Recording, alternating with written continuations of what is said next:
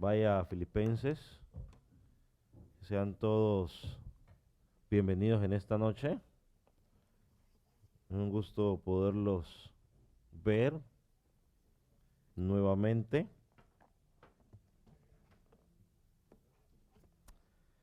Vamos a Filipenses capítulo 2, por favor.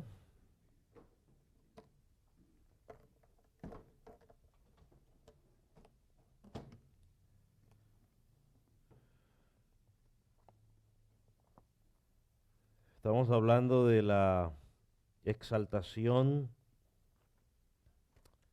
de Cristo y nos vamos a permitir leer nuevamente estos versículos para continuar con lo que hablamos la semana pasada. Creo que solamente alcanzamos a mirar la primera parte del versículo 1, bueno, el versículo 9. ¿Lo tiene? Dice la palabra del Señor: por lo cual Dios también lo exaltó hasta lo sumo y le dio el nombre que es sobre todo nombre, para que en el nombre de Jesús se doble toda rodilla de los que están en el cielo, en la tierra y debajo de la tierra, y toda lengua confiese que Jesús es el Señor, para gloria de Dios Padre. Amén. Puede tomar asiento. Estamos hablando de la exaltación de Cristo. Pues pongámosle hoy entonces, pues, parte 2 entonces. Y estamos estudiando desde el versículo, bueno, básicamente, de 9 al 11, pero digamos es la continuación desde el versículo 8, del 5 al 8, donde nos hablaba de la humillación de Cristo. Y el versículo 9 nos habla sobre la exaltación de Cristo. Y miramos que la respuesta de Dios hacia la humillación del Hijo es que lo exaltó, y dijimos que lo exaltó hasta lo sumo. Hablamos de que Cristo no está en una cruz clavado como algunos lo quieren presentar. Jesucristo ha sido levantado y está a la diestra de Dios Padre. Miramos hace 2 semanas, digamos, la cadena de descensos, si lo podemos llamar de esa manera. Cuando Cristo estaba a la diestra de Dios Padre y decidió despojarse de todo, se humilló al punto de que se hizo como uno de nosotros y que su obediencia lo llevó a la muerte, y una muerte de cruz. Murió como un criminal más. Y empezamos a hablar, cuando hablamos de la exaltación, lo hablamos la semana pasada, el camino a la exaltación, pues miramos que fue su resurrección, que ascendió al cielo, fue coronado, y que Él es nuestro intercesor. La Biblia dice en Hebreos que Él es nuestro sumo sacerdote y que Él intercede por nosotros. Así que Dios le dio ese privilegio de estar sobre lo más alto, dice el versículo que acabamos de leer, el versículo 9, y Dios lo exaltó sobre lo sumo. Y dijimos que cuando hablamos de que lo exaltó sobre lo sumo, es que lo puso en la posición ¿qué? Más alto de lo que usted se puede imaginar. Él está arriba, no hay nadie arriba de Él. Y terminamos, o dijimos que íbamos a continuar hoy en el versículo 9, donde dice que le dio un nombre. 2:9, ¿dónde estoy? Aquí está. Dice, y le dio un nombre. Aquí dice, y le dio un nombre más excelente que todos los nombres, dice la versión Pechita. La otra versión dice, y le dio un nombre que es sobre todo nombre. Y la pregunta que les dejé la semana pasada y con la cual vamos a partir el día de hoy es, ¿cuál es el nombre que está por encima de todo nombre? Ese fue el nombre que dijimos. ¿Cuál es el nombre que está por encima de todo nombre? Jesús, dicen los hermanos, Rey de reyes, señores, señores. ¿Ah? Señor. Usted dice que Señor. Ahora vamos a hacer una encuesta, pues ahorita, hermano. Unos dicen que es Jesús, otros dicen que es Señor, dice el hermano Mateo. Otro dijo por acá que es Rey. Ok. ¿A alguien se le viene algún otro nombre por ahí? O ahí será en Cristo, Todopoderoso.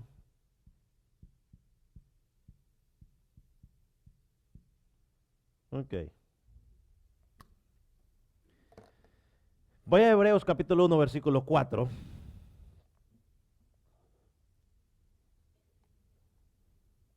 Dice que su nombre, el nombre que le dio es más excelente que aún el de los ángeles. Dice, tanto, versículo 1:4 dice, hecho tanto superior a los ángeles por cuanto ha heredado un nombre más excelente que ellos. La palabra de Dios para todos dice, Dios le ha hecho tan más importante que los ángeles, cuanto que su título es mucho más importante que el de los ángeles.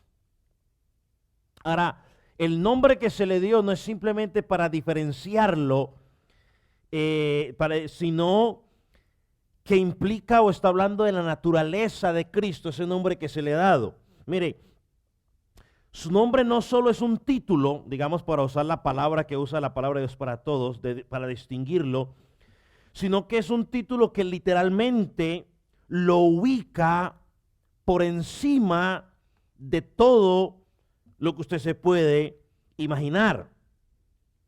Y alguien preguntará, bueno, ¿y por qué Dios pues dice ahí que le va a dar otro nombre? Bueno, cuando uno pensaba en esto, yo pensaba en el Antiguo Testamento, por ejemplo, personajes a los cuales Dios les cambió el nombre. ¿Quién se recuerda de alguno? ¿A quién? A Jacob, ¿no? De Jacob lo cambió ¿a qué? A Israel. Otro personaje que Dios le cambió el nombre. A Saraí, ¿no? Le puso Sara. Otro. Abraham, ¿no? Abraham luego se llamaba ¿qué? Abraham. Ahora, en el Nuevo Testamento, ¿a quién les cambió el nombre? A Saulo se llamaba Pablo, ¿no? A Pedro, ¿cómo se llamaba? Simón. Simón. Entonces, ahora, una de las cosas que podemos recordar en esos cambios de nombre era que marcaban una etapa o una relación de Dios con esas personas diferente. Algunos piensan que el nombre nuevo pues es Jesús, ¿no? Como algunos mencionaron, que ese nombre nuevo es Jesús, porque el versículo Dios dice, y en el nombre de Jesús se dobla toda rodilla. Pero no creo yo que Jesús sea el nombre que es sobre todo nombre que se le ha dado. Más bien podríamos pensar yo que este versículo 10 cuando dice el nombre de Jesús está apuntando no en sí al nombre, sino a la autoridad. A la autoridad. A la autoridad o el señorío. Al señorío de Jesús. Tampoco creo que sea el nombre de Jesús. Y usted dirá, pero ¿por qué no?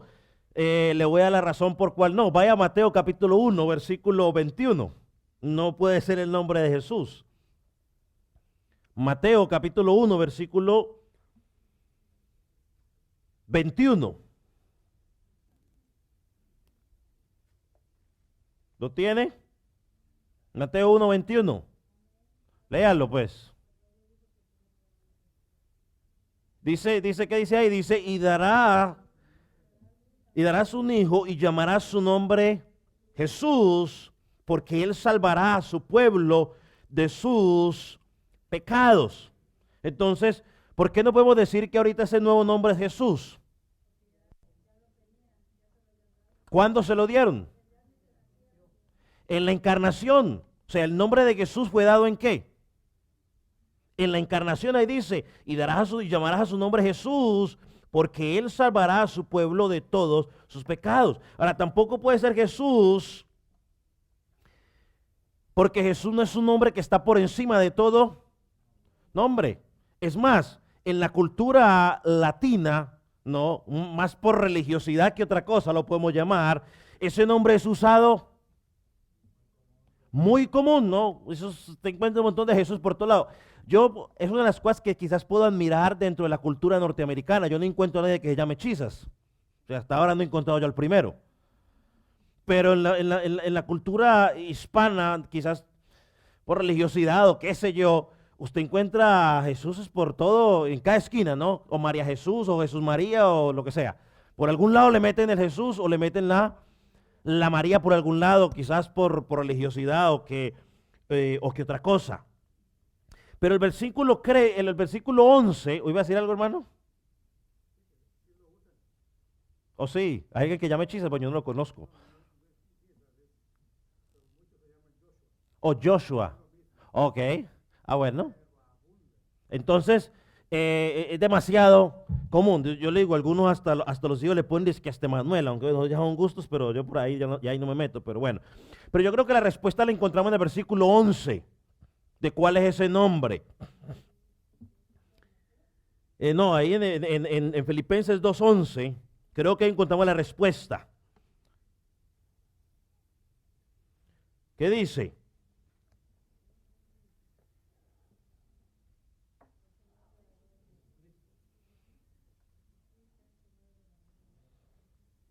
¿Cómo?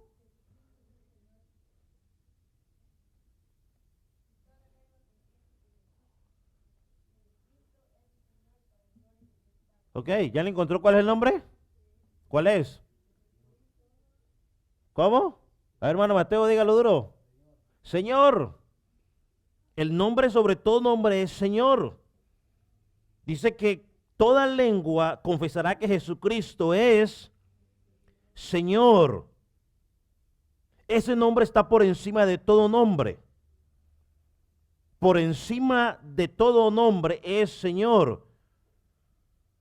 Ese es el nombre supremo. Señor significa que Él está ¿a qué? A cargo.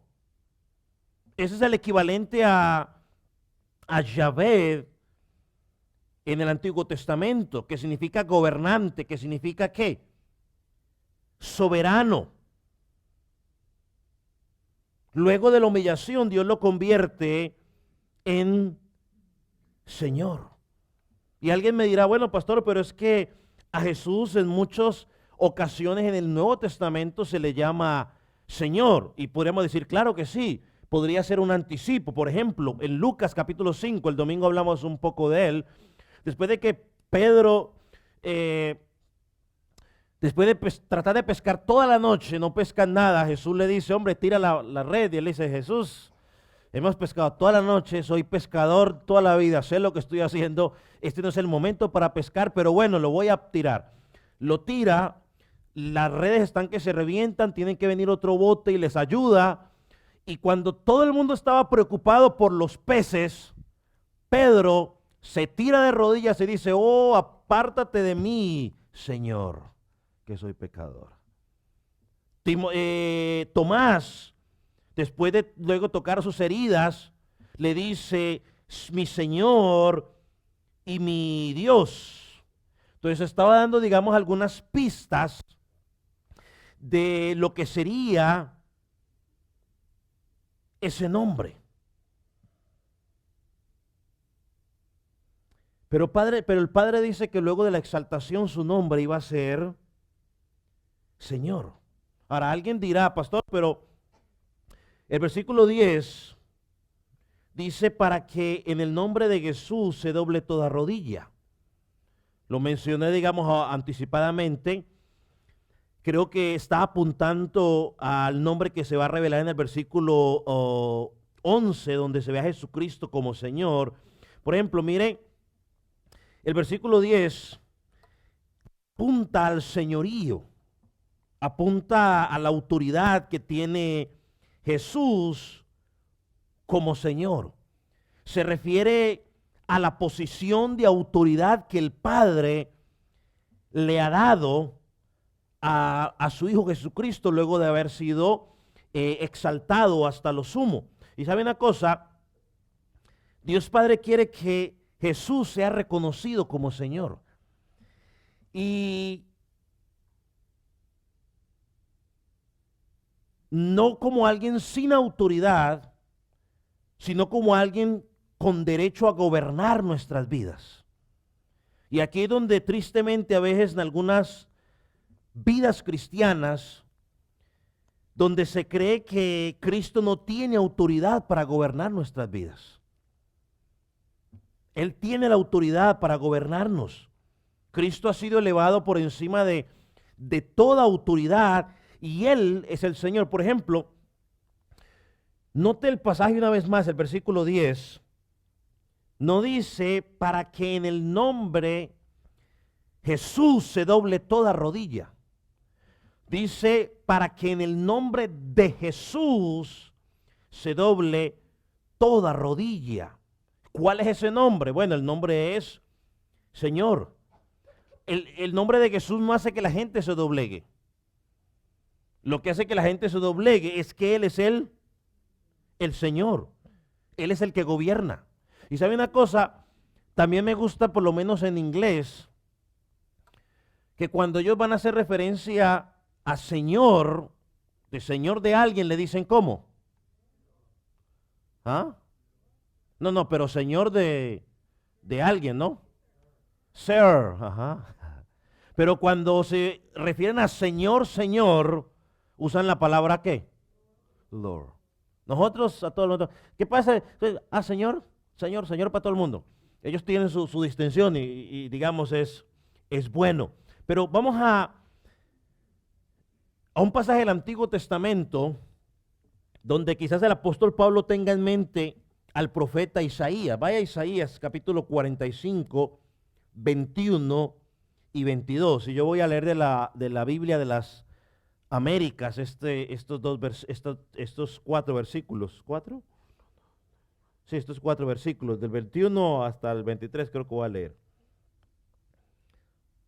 Isaías 45, 21 al 22. Del 21 al 23, perdón. ¿Lo tienen?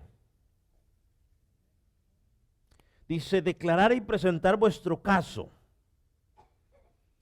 Si que deliberen juntos, ¿quién ha anunciado esto desde la antigüedad y lo ha declarado desde entonces?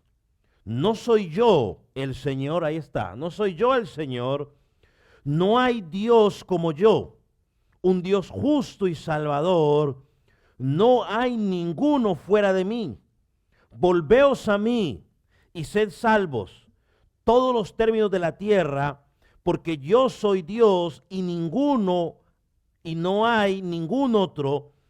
Por mí mismo he jurado, ha salido de mi boca en justicia una palabra para que no será revocada. Ante mí se doblará toda rodilla y toda lengua jurará lealtad. Ahora, este pasaje habla de qué? Del señorío de Dios. Y aquí dice que toda rodilla se va a doblar y toda lengua lo va a confesar, o ahí dice que jurará lealtad. Y Dios está diciendo aquí, yo soy el Señor. Y fuera de mí no hay otro, ¿no? Y relacionado, ¿no? Él está sobre todo. Entonces Dios justo, ahí vemos aquí que Dios dice, soy justo y soy ¿qué? Salvador. Le dice, vuélvete a mí y sé salvo porque yo soy Dios. En otras palabras, lo que le está diciendo ahí, yo estoy a cargo. Yo soy la autoridad única. No hay otra autoridad por encima de mí. Así que te tienes que inclinar ante mi señorío. Y es lo que está apuntando aquí estos versículos que estamos leyendo. Ahora, ¿qué implica el término Señor? Kyrios o Curios. ¿Qué implica el término? Ahora, aquí habla de deidad, claro que sí, lo mencionamos hace un rato. Habla de deidad, pero implica algo más. Y es que Señor también implica gobierno. Gobierno. Implica gobierno. ¿Sí? ¿Es con B larga o B corta? ¿B larga? Gobierno. Implica gobierno. Algunos piensan que simplemente significa, bueno, es Dios y ya. No. No podemos dejar de lado de que implica que Él está a cargo. No lo podemos separar. Si usted pues sí, Él es Señor y él es Dios y Él es deidad, bueno, sí, pero Él también, hermano, gobierna. Mire lo que dice el versículo 11. Jesucristo es Señor y todo cristiano debe confesar eso. Él es el Señor. Y yo creo que es la sustancia del cristianismo. Él está por encima de cualquier nombre. Y aquí es donde a veces digo yo que hay personas que dicen que pueden tener a Jesucristo como Salvador, mas no como Señor. O no, tenga lo que sea su Salvador, pero luego, más adelante puede ser tu Señor. No, eso no trabaja así. O sea, no podemos separar una cosa de la otra. ¿Cómo podemos confesar a Cristo como Salvador?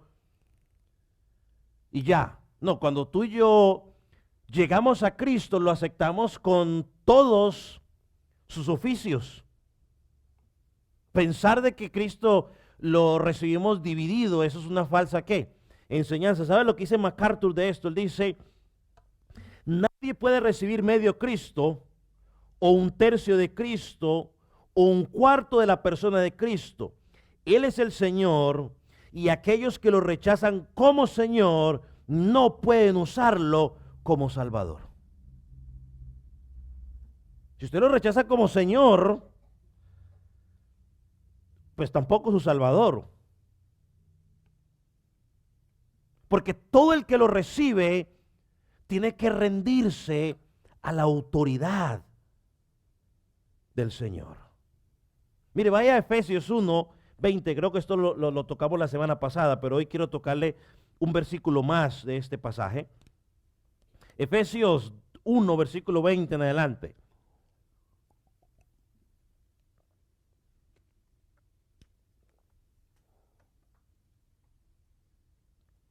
Dice, la cual operó en Cristo, resucitándolo de los muertos, sentando a su diestra en los lugares celestiales. Aquí vemos la exaltación de Cristo. Versículo 21. Lugares celestiales, sobre todo principado y autoridad y poder y señorío, y sobre todo nombre que se nombra, no solo en este siglo, sino también en el siglo venidero. Y viene lo que dice el versículo 22. Y sometió todas las cosas, ¿bajo qué? Bajo sus pies, y lo dio por cabeza sobre todas las cosas a la iglesia. Él es la cabeza por encima de todas las cosas. Él está por encima de todo señorío que nos podamos, ¿qué? Imaginar. Está por encima de toda autoridad. Mire, si hay algún señorío, Él está encima de ese señorío. Si hay alguna autoridad, Él está por encima de esa autoridad. Ahora, ¿qué implica de que Cristo es la cabeza de la iglesia? ¿Qué implica de que Cristo es la cabeza de nosotros como iglesia? ¿Ah?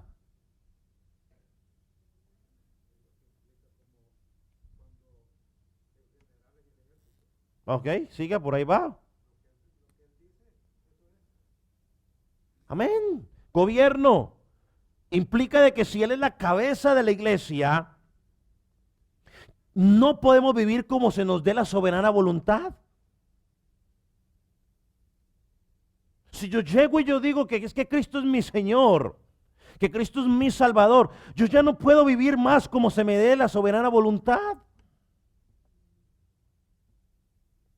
Eso es lo que implica para la iglesia. Significa que como iglesia tenemos que hacer la voluntad de Cristo. Significa que los pastores o el pastor Klinger en la iglesia no puede hacer lo que se le dé la soberana voluntad. Y yo lo digo con tristeza, en algunas congregaciones los pastores se creen los dueños de la iglesia. Y nadie puede decir nada porque son faraones. No, la cabeza de la iglesia es Cristo, no el pastor. El pastor es una oveja más que Dios le puso ahí con esa responsabilidad, pero el que gobierna es Cristo. Y yo se lo digo una vez más. Si usted ve que el pastor, o sea, yo me estoy saliendo de la línea, usted tiene toda la autoridad bíblica para decir pastor o se compone o chao. Y si algún día, bueno, claro, un día me voy a ir y llega otro pastor y usted todavía está aquí y va por otra línea, usted tiene toda la autoridad bíblica para decir un momentico. Nos sometemos a Cristo y si usted se está desalineando, pastor, pues o se alinea a Cristo o buscamos otro pastor. Porque Cristo es la cabeza, no es el pastor. Ni apóstoles ni nada de ese relajo, es Cristo. Cristo es la cabeza. Todo lo que hacemos como congregación, tenemos que mirar si la escritura lo avala, si el gobierno de Cristo lo avala. Es que es para atraer más gente, pastor. Bueno, a la gente no la trae las prácticas que amo, la gente la trae cuando prediquemos la palabra como tiene que ser. No podemos traer el mundo, hacer lo que el mundo hace para atraer a la gente. O sea, no, estamos perdiendo el tiempo. Eso es trabajo del Espíritu Santo. Mi responsabilidad es simplemente hablar. La responsabilidad nuestra es hablar, invitar a la gente, vivir una vida recta delante de las personas y que nuestro testimonio hable, invitar a la gente y el Espíritu Santo se encarga de convencer. Él es el que convence ¿de qué? De juicio. Pecado, justicia y juicio. Él es el que lo hace. Entonces, hermano, no tenemos autoridad nosotros mismos. Toda nuestra autoridad depende de Cristo. Y cuando Cristo fue exaltado, Dios lo puso como autoridad sobre todo, incluyendo a la iglesia. Y la iglesia hace lo que Cristo dice, porque Cristo es la autoridad máxima. Cristo es el Señor. Cristo es el que está a cargo. Cristo es el que está a cargo. Y el pasaje es claro en Efesios que vamos de leer. No solo sobre la iglesia, Él está sobre todo, señorío, autoridad. Es que ni el diablo, es que ni siquiera el diablo hace lo que se le da a la soberana voluntad. Si usted cree que el diablo hace lo que él quiere, usted necesita leer la escritura. Porque Él no hace lo que se le da a la soberana voluntad.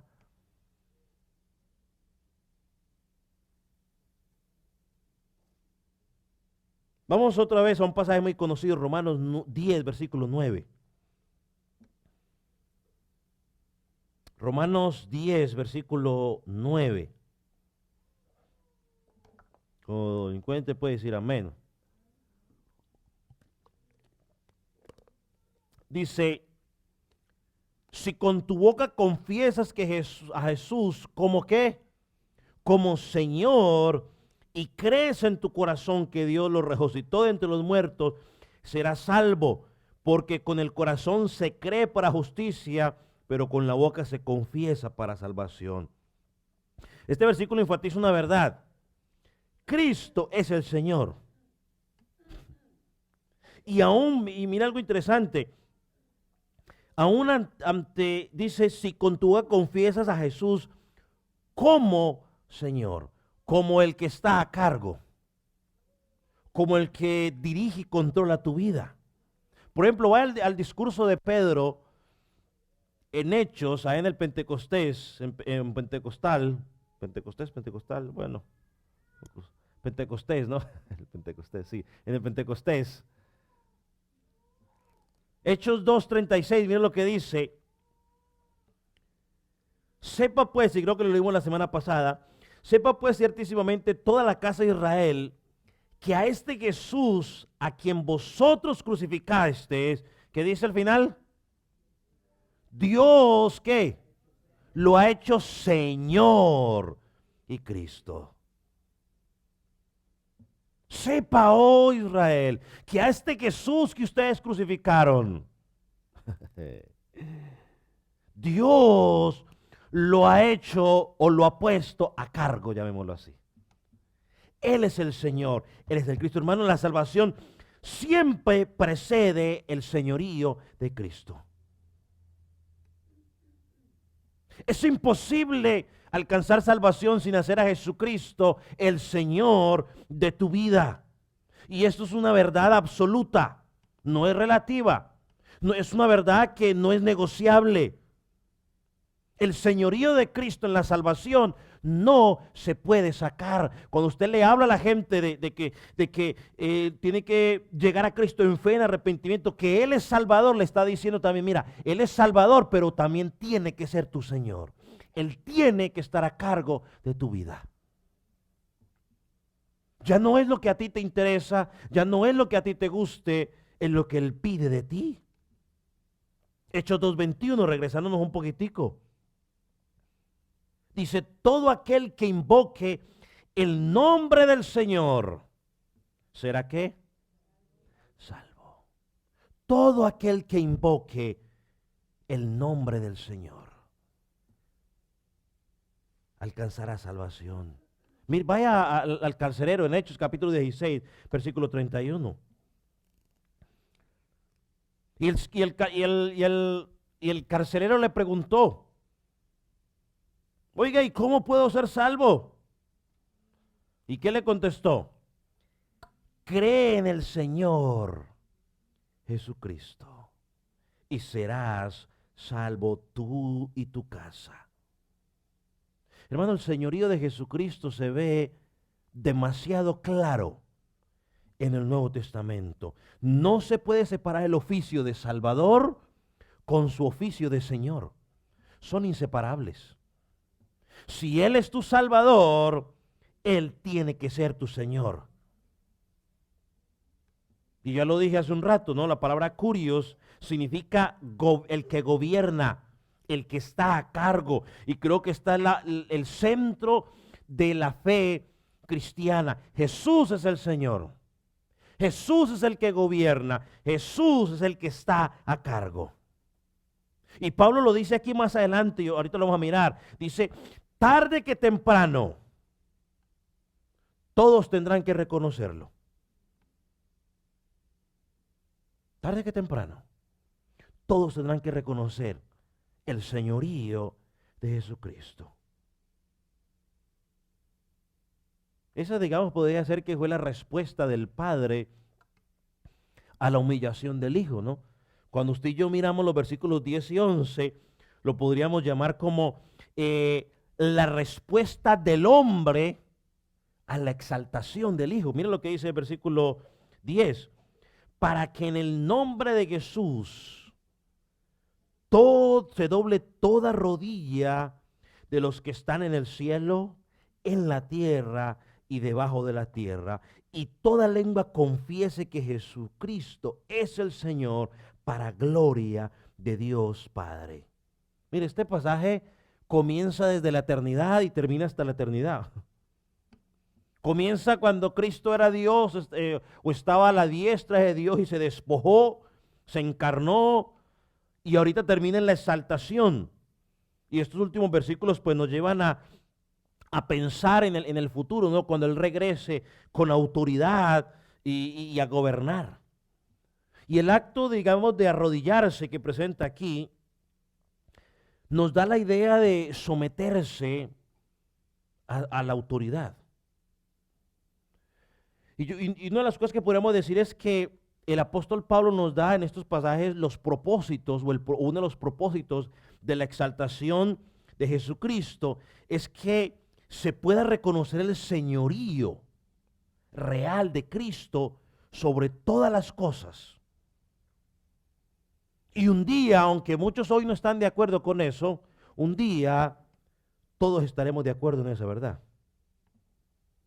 Hoy muchos tienen en poco a Cristo como Señor. Algunos lo ven como una historia más, una obra más. No sé, yo a veces pongo a pensar que se ha convertido más en una fecha religiosa como como muchas de las fechas que se celebran anualmente de la gente y no se ve realmente como Él es. Pero como dice Apocalipsis en el capítulo 1 y en el capítulo 19, ¿no? Cuando Cristo venga con una espada de dos filos y a regir con autoridad, entonces muchos caerán ahora. Ahorita sí te reconozco como Señor. Ah, quizás muy tarde para algunos. ¿Sabe que el día cuando Cristo regrese por segunda vez, nadie va a dudar de su autoridad? Y todos los que se sometieron voluntariamente hoy a esa autoridad van a celebrar, van a estar felices, contentos de haberse sometido a esa autoridad. Pero todos aquellos que no se sometieron a la autoridad de Cristo, todos aquellos que simplemente dijeron, eso es un cuento más de hadas, es que esto y lo otro, y buscaron todo tipo de excusa, ese día va a ser el lloro y el crujir de dientes. Ese día van a estar diciendo, oh Señor, dame una oportunidad más. El Señor quizás le recordará lo que dice Corintios, el día de salvación fue ayer, es hoy, demasiado tarde. Sí me vas a reconocer como Señor, pero ese día no va a haber duda de quién es el Rey de Reyes y quién es el Señor de Señores. Y vuelvo y le digo lo que dije el domingo. Hermano, a usted y a mí se nos ha dado la oportunidad, o amigo que me está escuchando, se nos ha dado la oportunidad de hoy poder ver esa realidad en la Escritura. Qué mejor que rendirnos a esa autoridad ahora, para que el día de mañana cuando Él venga por segunda vez podamos disfrutar. Dice, para que en el nombre de Jesús se doble toda rodilla y toda lengua confiese que Jesús es el Señor. Nadie se va a escapar de su gobierno. Nadie. Ahora, ¿qué podemos decir de confesar? ¿Será que confesar es solamente decir palabras y ya?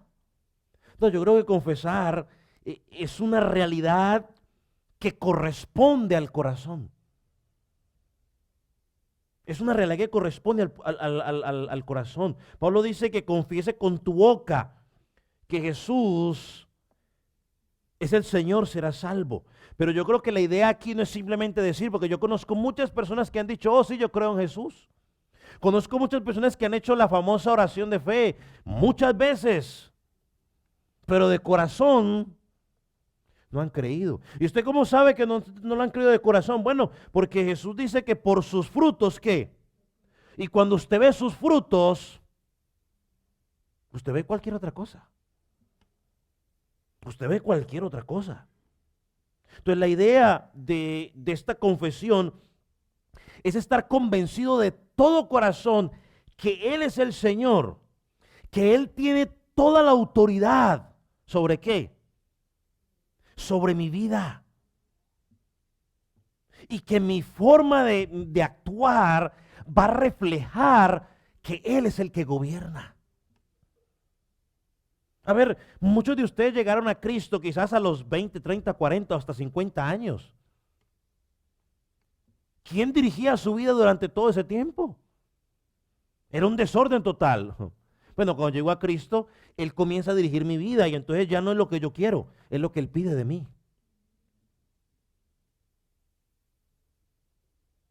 Y yo a veces pienso de que muchas personas, por eso es que no quieren llegar a Jesucristo. Porque saben que cuando usted se rinde al señorío de Cristo, es lo que Él diga. Ya mis intereses quedan ¿a dónde? A un lado. Mire, tanta importancia le da Dios a la autoridad de Cristo sobre nuestras vidas, que pone el hecho de que para que uno sea salvo, depende de cómo mire yo el señorío de Dios sobre mi vida.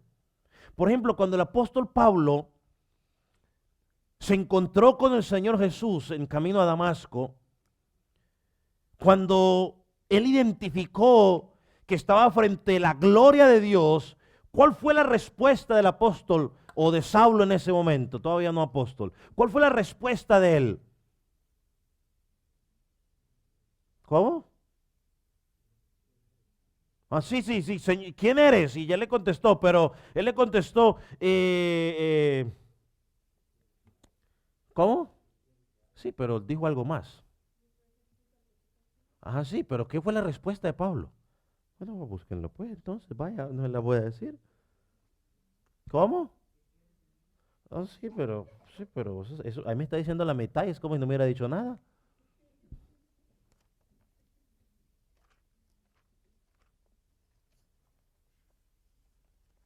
Está.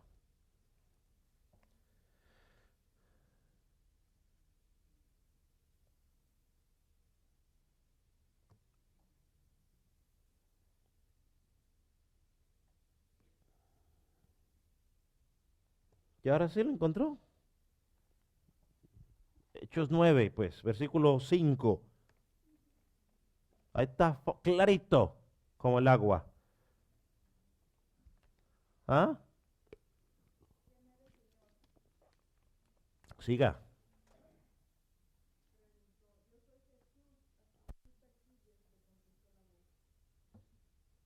Siga, pues. ¿Qué más dice? ¿Qué versión está leyendo ahí? ¿De la Reina Valera? ¿Nueva versión internacional? Bueno, ¿alguien tiene la Reina Valera?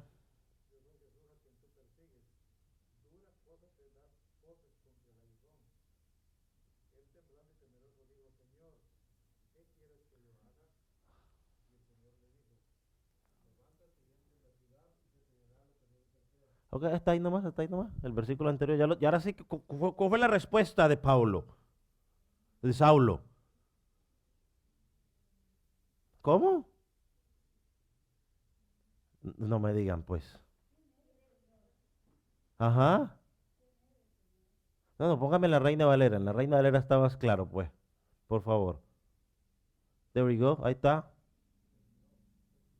Ah. Fácil.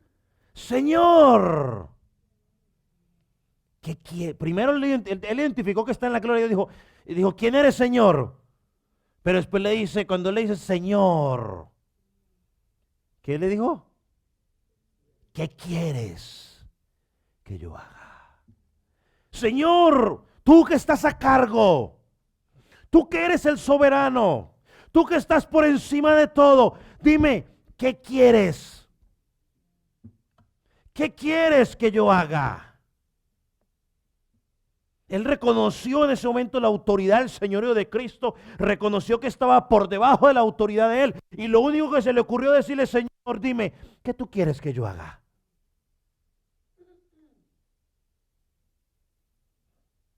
¿Qué tú quieres que yo haga? ¿Cuándo fue la última vez que usted le dijo, Señor, tú que estás a cargo, dime, ¿qué quieres que yo haga? Ahora, usted claramente sabe de que aquí no estamos pues lo menos aquí, no así que espero que no lo entienda de esa manera, pero cuando, Señor, ¿qué quieres que tú haga, que yo haga con mi economía, Señor? Señor, ¿qué quieres tú que yo haga con el talento que tú me has dado, Señor? Señor, ¿qué quieres que yo haga con, no sé, el don que tú me has dado, Señor? Señor, ¿qué quieres que yo haga? Señor, con no sé qué quieres que yo haga, Señor, en esta iglesia local donde tú me has puesto. Señor, ¿qué quieres que yo haga? Cuando Él es tu Salvador, Él es tu Señor y tú dices que estás bajo el señorío de Él. La única respuesta es decirle, Señor, ¿qué quieres? Ahora, Señor, yo te propongo que conmigo puedes hacer... No, no, no, no, no. No es que yo te propongo. Así actuamos en el mundo. Señor, ¿qué es lo que tú quieres?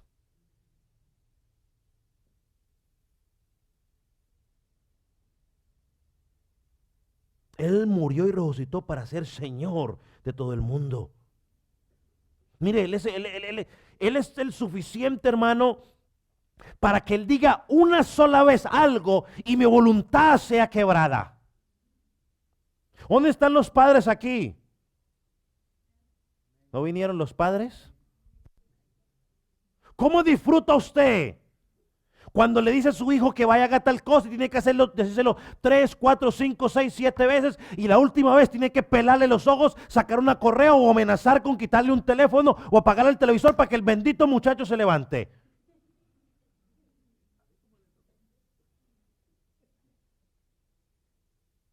¿Saben de qué estoy hablando, cierto, padres?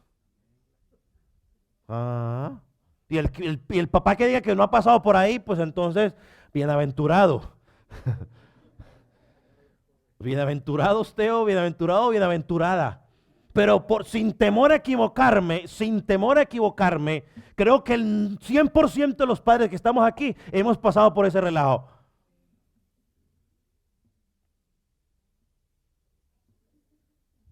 Ya hay un hijo señala hasta la mamá, sí, mi mamá como que dice, ya cada rato pasa por ahí. Hermano, la autoridad de Jesucristo debe ser tal, hermano, nuestro señorío, que cuando Él diga algo, una sola vez tiene que ser suficiente para que mi voluntad se doblegue y diga, sí, Señor, heme aquí.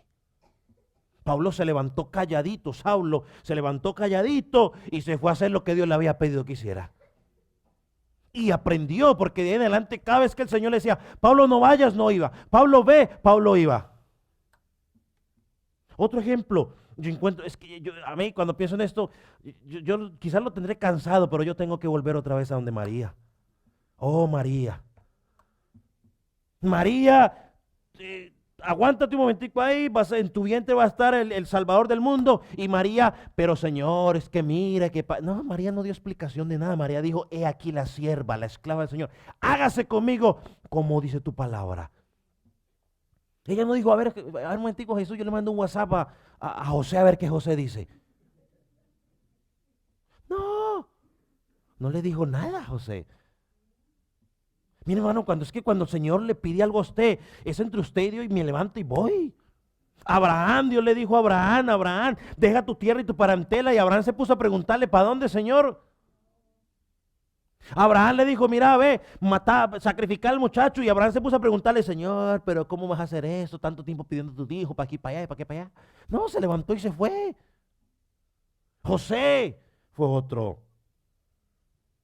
Pablo es otro buen ejemplo de que cuando Dios dice algo, una sola vez es suficiente y tiene que doblegar. Eso es el señorío de Cristo. Hermano, Cristo debe ser el Señor y debe tener el derecho en todas las áreas de nuestra vida.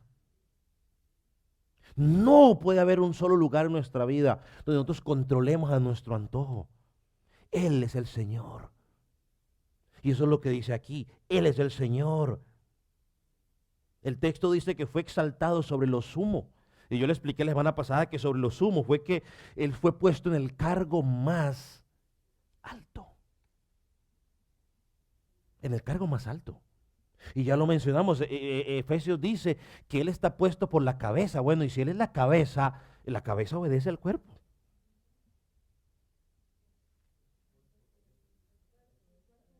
El cuerpo obedece a la cabeza. Gracias.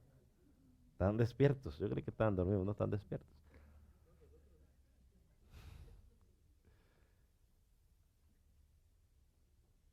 Así debe ser. Bueno, ¿cuántas cosas serían diferentes, digamos, en nuestra familia, en nuestros trabajos, aún en nuestra congregación, si respondiéramos así efectivamente cuando Cristo pide algo en nosotros? ¿Cómo cambiarían las cosas?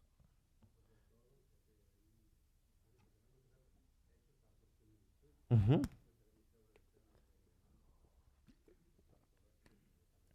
Mire, gracias, porque usted me acabó de dar algo más para hablar. Porque la Escritura dice, usando lo que él dijo, ¿no? Que somos hechos o que somos cada día formados ¿a qué? Formados a su imagen.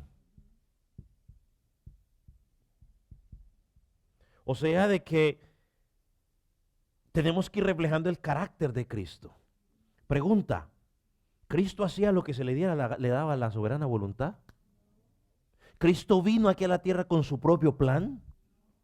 Él mismo dijo, yo no vine a hacer sino lo que el Padre pide de mí, eso hago. Entonces, una de las evidencias que podemos mostrar de que Cristo se está formando en nuestra vida es que cuando yo leo la Escritura y Dios me muestra algo a mí que yo debo hacer, yo debo correr a hacer lo que Él está pidiendo de mí. En el acto. O sea, yo sé que tenemos esa naturaleza de que así como negociamos con el papá, papi, un momentico, es que ya voy, yo me acuerdo, es que ya voy, déjeme termino aquí. No, es que no es que termines ya. Y con Dios debe ser así. O sea, no es que, Señor, deje yo termino. No, no, ya. Y usted sabrá qué es lo que Dios le está pidiendo a usted que tiene que hacer. Y me atrevo a decir que muchos de nosotros, Dios nos está pidiendo algunas cosas que debemos que hacer y todavía estamos, un momentico, Señor, un momentico, Señor, un momentico, un momentico. Que cambie tal aspecto en tu vida. Señor, pero es que hasta que tal persona no lo cambie. ¿Qué es tal cosa? No, lo que pasa es que, no, no, no, no, no, no, no. Dios trata con cada quien y si está tratando contigo, nuestra respuesta debe ser ya.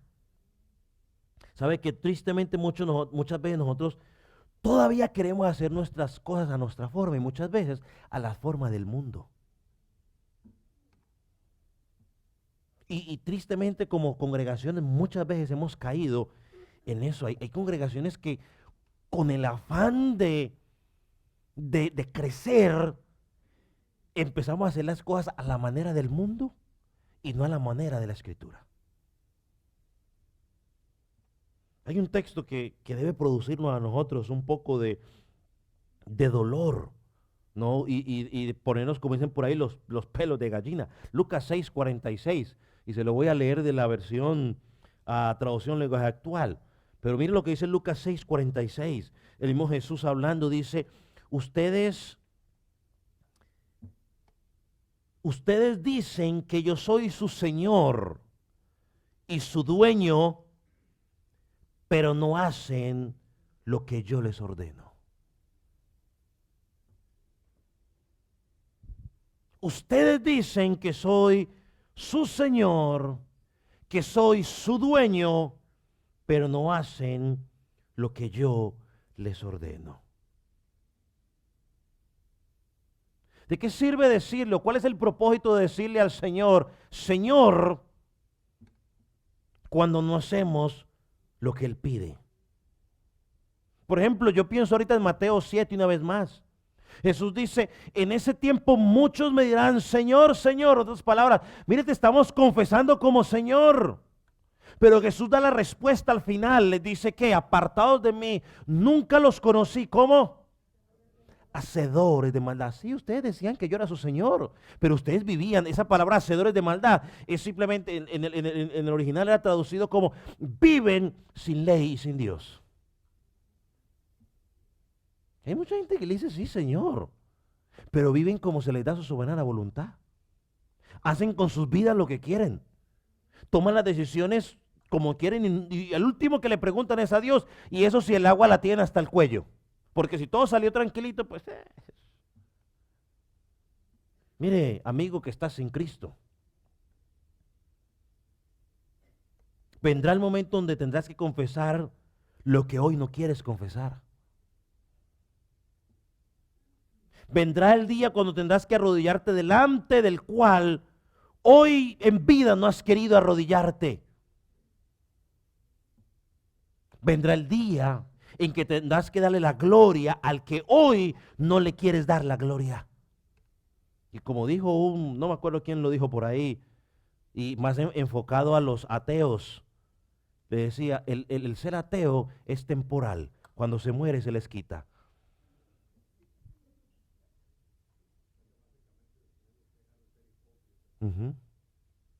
Así mismo es.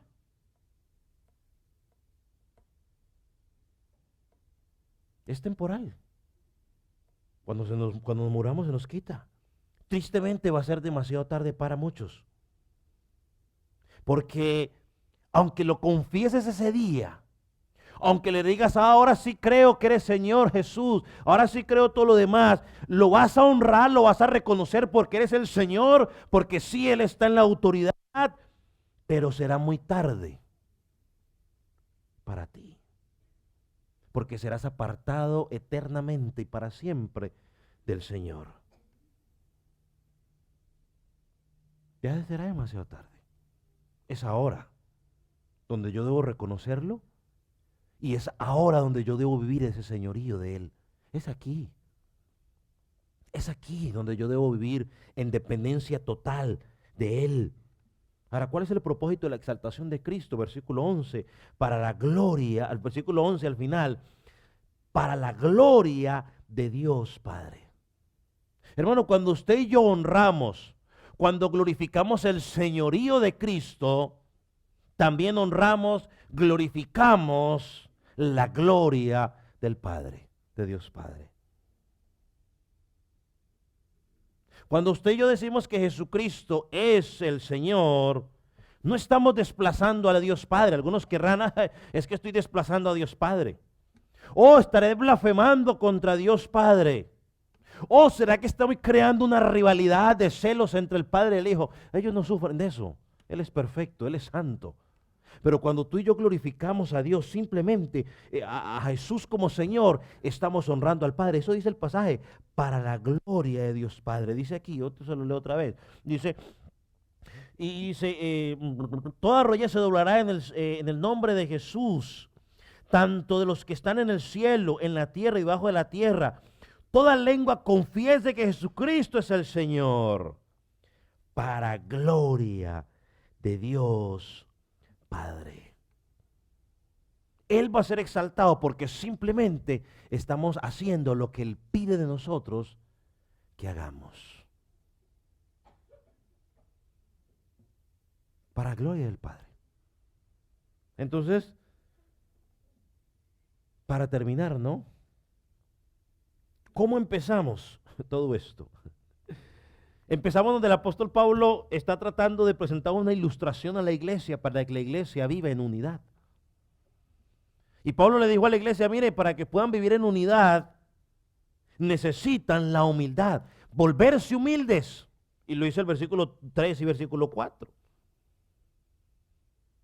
El camino a la unidad de la iglesia es a través de la humildad. Ay, si alguien pregunta, ¿y cómo hago para humillarme? Apóstol Pablo, bueno, el apóstol Pablo, bueno, quiere humillarse. Aquí está el ejemplo de Jesucristo. Jesucristo se humilló. Y así como Jesucristo fue humillado, también fue exaltado. Y Pablo nos dice, de la misma manera va a pasar con nosotros. Queremos unidad en nuestra congregación. Bueno, tenemos que aprender a humillarnos. Y tengan la certeza de que Dios dice, como dice Santiago 4:10, que si usted se humilla delante de Dios, usted también va a ser exaltado, va a ser levantado. No, no estamos hablando de que va a ser levantado al nivel de la exaltación de Jesucristo, porque eso sería una herejía. Pero vamos a ser levantados. O sea que una de las motivaciones grandes que tenemos entonces para poder humillarnos como Cristo se humilló es saber de que Cristo, a los que se humillan, Cristo los va a levantar, los va a exaltar.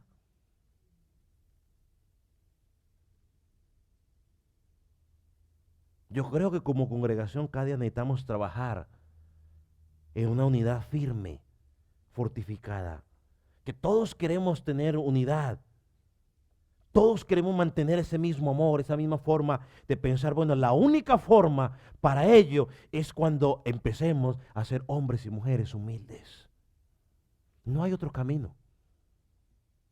No hay atajos. No hay otro camino, la humildad. ¿Y cómo llegamos a la humildad? Bueno, el ejemplo tiene Jesucristo.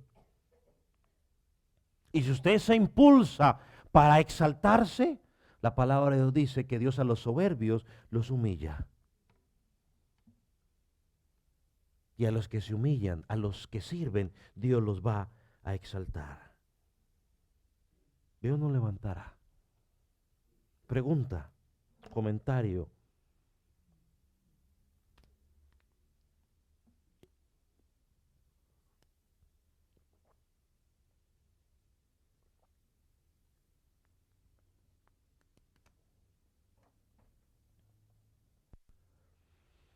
Oremos entonces, ponga sobre sus pies.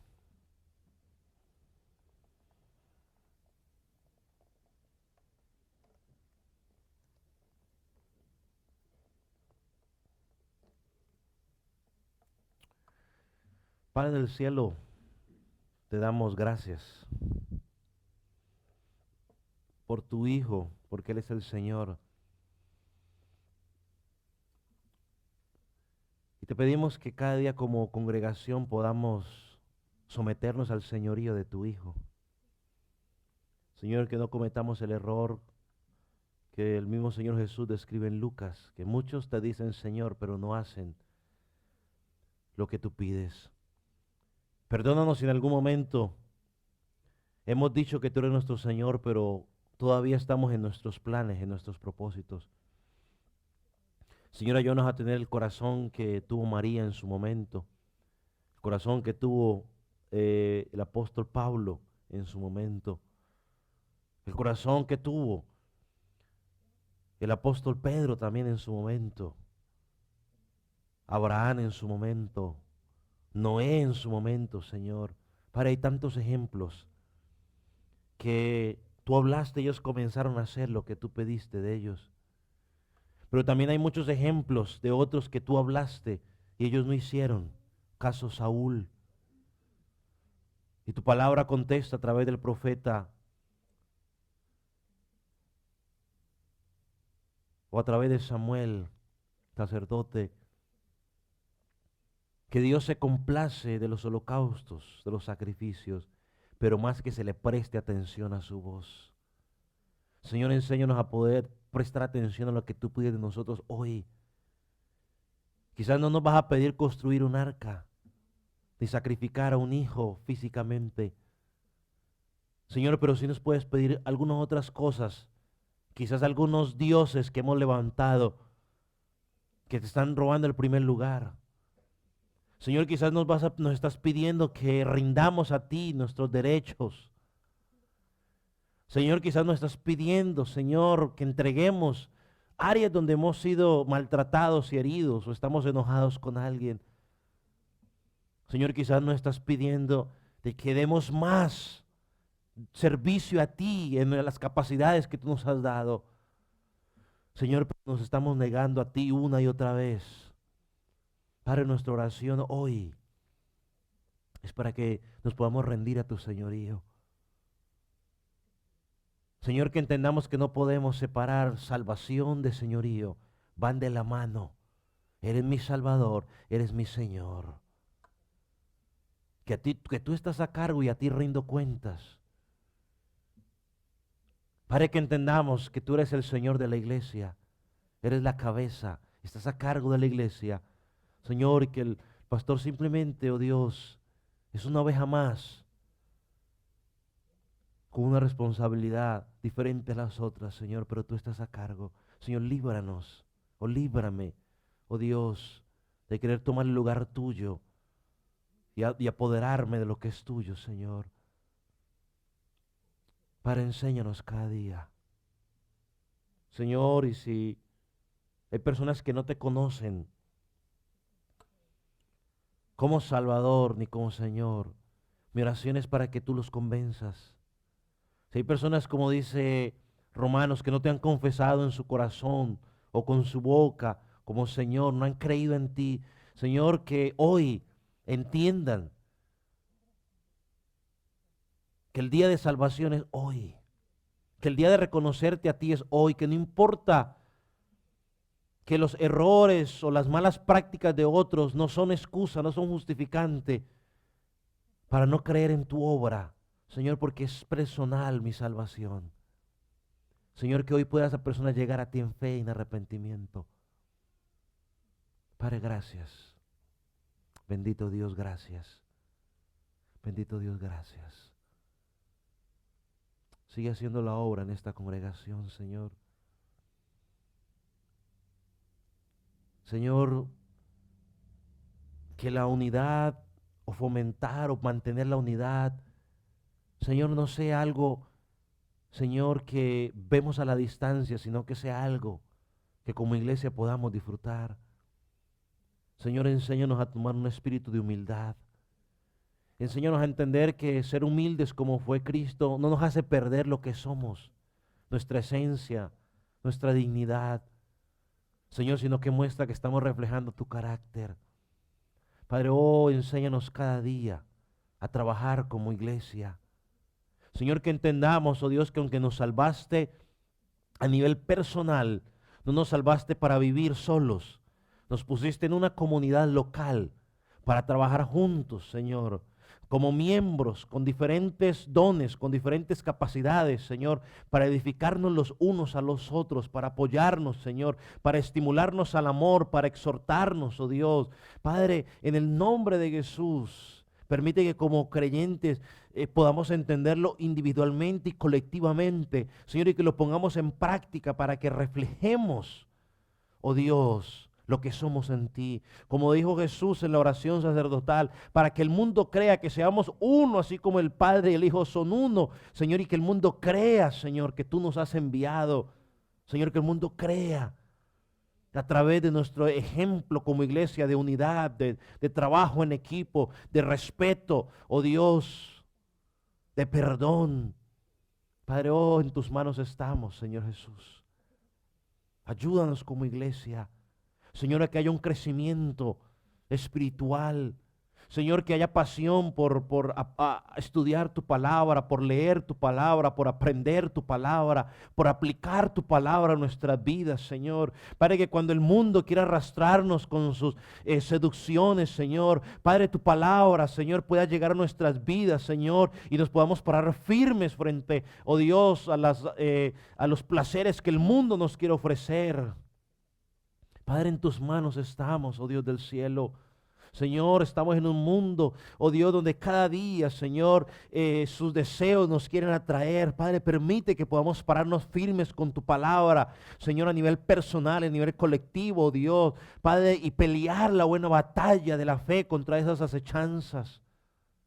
Señor Jesucristo, abre nuestros labios, Señor, que podamos decirle a los que están a nuestro alrededor, hay un Dios santo, hay un Dios que es luz, hay un Dios que odia el pecado, pero que envió a su Hijo para que pudiera arreglar esa relación rota, Señor, y que podamos utilizar ese ministerio de la reconciliación que tú nos has dado.